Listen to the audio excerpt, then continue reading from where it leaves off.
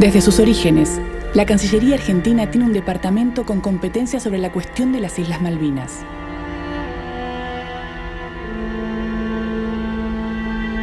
A partir de 1967, pasa a ser una dirección general, que entiende en el diseño de los planes para el logro de los objetivos diplomáticos, vinculados al área de las Islas Malvinas, Georgias del Sur y Sandwich del Sur. La Dirección Malvinas también estudia la seguridad y los recursos de los espacios marítimos, además de recopilar datos, antecedentes y materiales que apoyan los reclamos diplomáticos de nuestro país. Malvinas, buenas tardes. Las islas y su historia son omnipresentes en este lugar. Ministra, aquí está la nota que me solicitó.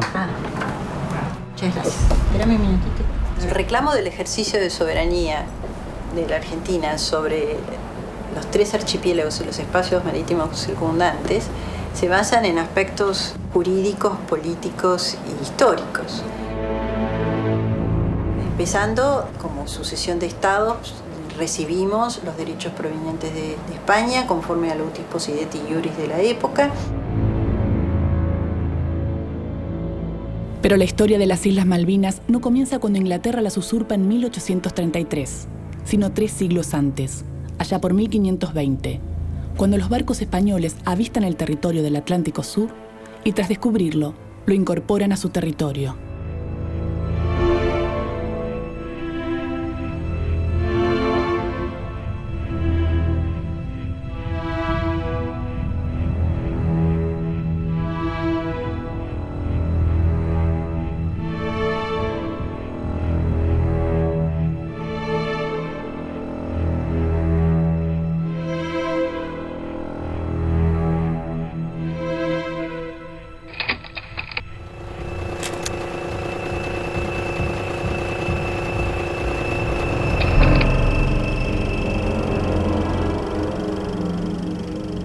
Desde la llegada de Colón a América, España y sus marinos sufren una verdadera fiebre de las exploraciones.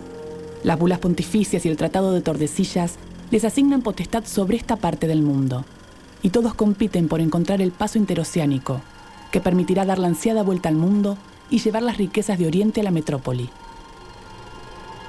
Es la expedición encabezada por Fernando de Magallanes la que descubre el estrecho, que comunica el Atlántico con un océano al que llamarán Pacífico. Pero meses antes, el duro invierno austral de 1520 los obliga a refugiarse en las costas de lo que hoy es la Patagonia Argentina. Los tripulantes se amotinan por la dureza de las condiciones. Y Esteban Gómez, el capitán de la más grande de las 5 naves, la San Antonio, decide desertar y volver a España. En esa travesía, Gómez divisa por primera vez las islas, que desde ese momento aparecen en la cartografía como de San Antón.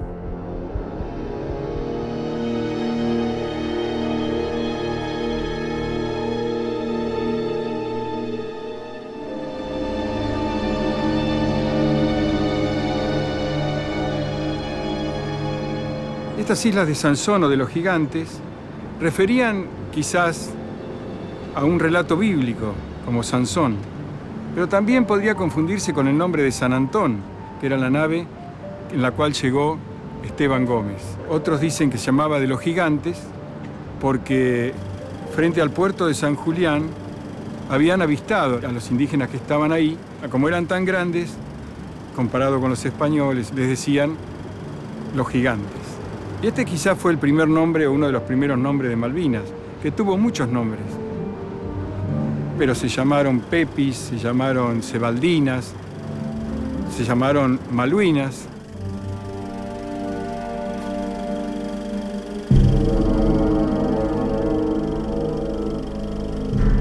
En 1527, basándose en las observaciones de Gómez y de otros capitanes españoles, el cosmógrafo real de Carlos I, Diego Rivero, elabora lo que se conoce como el primer mapa científico, la Carta Universal, que contiene todo lo que del mundo se ha descubierto hasta ahora. En él se observa claramente, frente a las costas de la Patagonia, un grupo de islas que coinciden con la posición de las actuales Malvinas.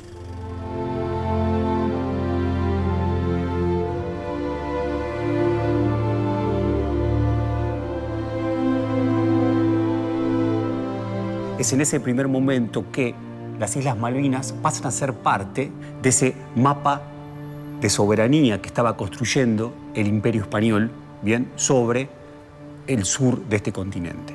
Estas islas de Malvinas y que rodean a Malvinas, y lo digo de esta forma porque todavía no tenían ese nombre, ya están incorporadas a la cartografía española.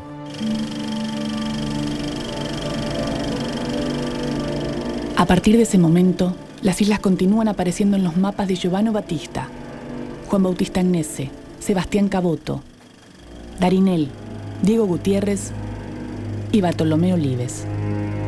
Son innumerables los mapas que demuestran que el archipiélago era conocido al menos desde 1527. Sin embargo, recién en 1592, el marino británico John Davis avista las islas y se atribuye el descubrimiento. Los ingleses dicen haber descubierto las Malvinas. 70 años antes ya había mapas ibéricos que nos dan a nuestro favor esta idea del descubrimiento. Décadas más tarde, Inglaterra y Francia reconocerán la exclusividad de España en el Atlántico Sur en los diversos tratados suscriptos, como el Tratado Americano de 1670, firmado entre España e Inglaterra, o la Paz de Utrecht, acordada en 1713 entre España, Francia e Inglaterra.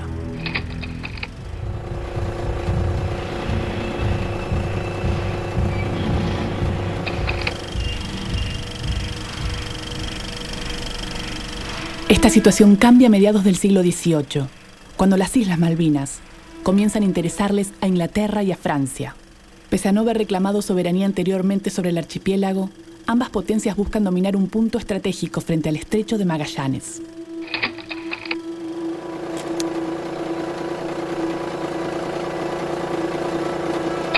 El primer intento de ocupación se produce en 1764, cuando Francia desemboca en la Bahía de la Anunciación y funda el asentamiento Fort Saint-Louis en la isla Soledad. Los franceses que estaban en el puerto de Saint-Malo, que hacían expediciones hacia la América del Sur, en un momento vienen en una expedición con Luis Antoine de Bougainville,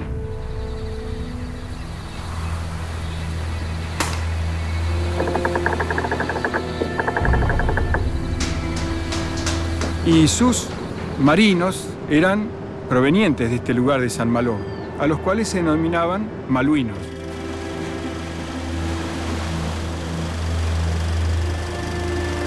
Por lo tanto, cuando llegan a las islas, le ponen malouinas. Bougainville tiene un proyecto de colonizar las Islas Malvinas. Rápidamente es detectado por la corona española y la corona española lo que hace es elevar una protesta a Francia con el argumento de que esos territorios históricamente pertenecían al Imperio Español, al virreinato. Eleva esa protesta y Francia lo que va a hacer prácticamente de inmediato es reconocer este derecho de España sobre esas islas y hacer entonces que la expedición de Bougainville, que ya había iniciado una colonización, se retirara, se replegara. Finalmente, 3 años después, en 1767, Francia evacúa Saint-Louis y ratifica la soberanía de España en el archipiélago.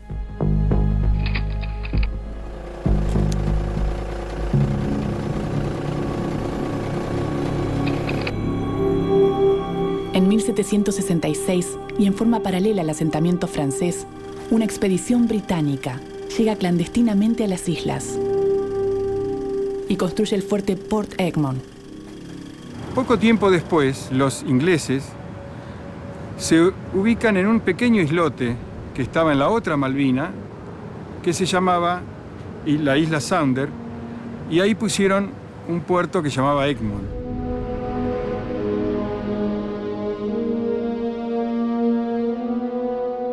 Pese al secreto inglés, España toma conocimiento y al ser desoídos sus reclamos, en 1770 decide actuar y expulsar por la fuerza a sus ocupantes. Como había problemas y posibilidad de guerra entre Inglaterra y España, hicieron un acuerdo para que los ingleses volvieran un tiempo a este puerto Egmont. Estuvieron un tiempo y por un pacto secreto, ellos se retiran definitivamente de las Islas Malvinas.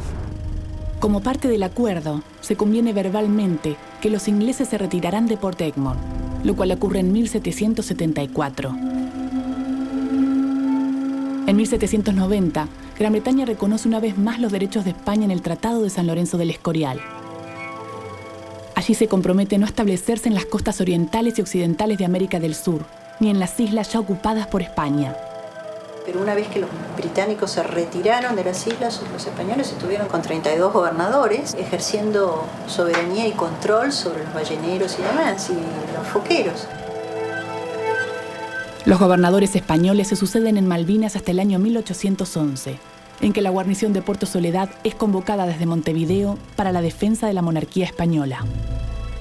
Esto es importante porque esta es la continuidad jurídica de que España siempre ejerció soberanía sobre las Islas Malvinas.